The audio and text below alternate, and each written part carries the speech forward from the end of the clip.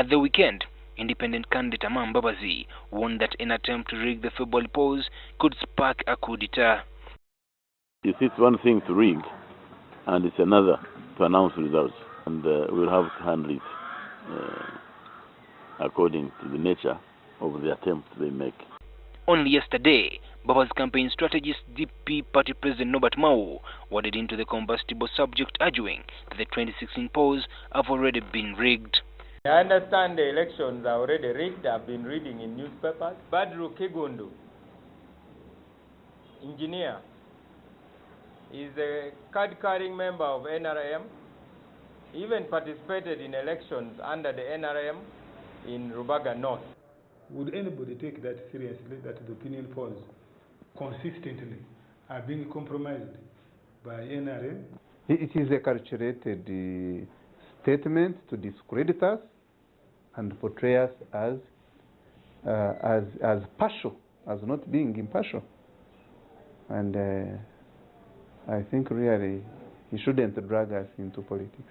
Weighing in on this debate, Makerere University Law Don Dr. Busingye Kabumba said these claims are not far-fetched.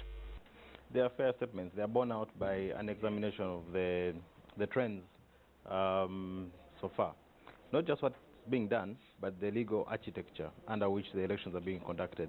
He opined that no one should be under the illusion that the electoral body, which is described as broken, can deliver free and fair polls. I urgently realize that the challenge we have is that there's a fundamentally broken democratic system, one that was crafted through an illegitimate process, a movement system overshadowed by the military, and that now seeks purports to work in a multi-party system. That will never work. However, Dr. Sabiiti Makara said though the political landscape may favor the incumbent, the opposition should not disillusion voters for claims that the election has already been rigged. In Africa, where the opposition has won actually in most African countries, the elections were first and foremost not very fair. The procedures were not free and fair, but the population decided to vote whoever they wanted to vote, and in some cases the opposition ended up winning. So it is not good for us to be prejudicial that the elections have already been rigged, because that would encourage the voters not to turn up, because once you tell them the election is already rigged in favor of certain candidates, then the population will not turn up to vote, and that would be, in fact, disastrous. So-called analysts are superficial. They should back their accusation, their allegations with evidence. The NRM spokesperson Ofwono Opondo accused the opposition of attempting to prepare the electorate of their imminent defeat with the claims not anchored on evidence. At LC5 level, of the 112 district chairperson seats up for grabs, DP has only 19 candidates. Again, only in Buganda.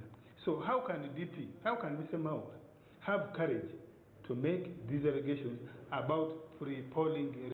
Electoral Commission publicist Jotham Talemwa says if the opposition has legitimate claims, it should be petitions to court of law. See, when somebody repetitively recycles allegations that are baseless, now it leaves us with no clear way forward on those allegations. 2001 and 2006, opposition Doe and Dr. Kizza Besigye petitioned court on grounds that the election victories by the incumbent be overturned as a result of massive rigging.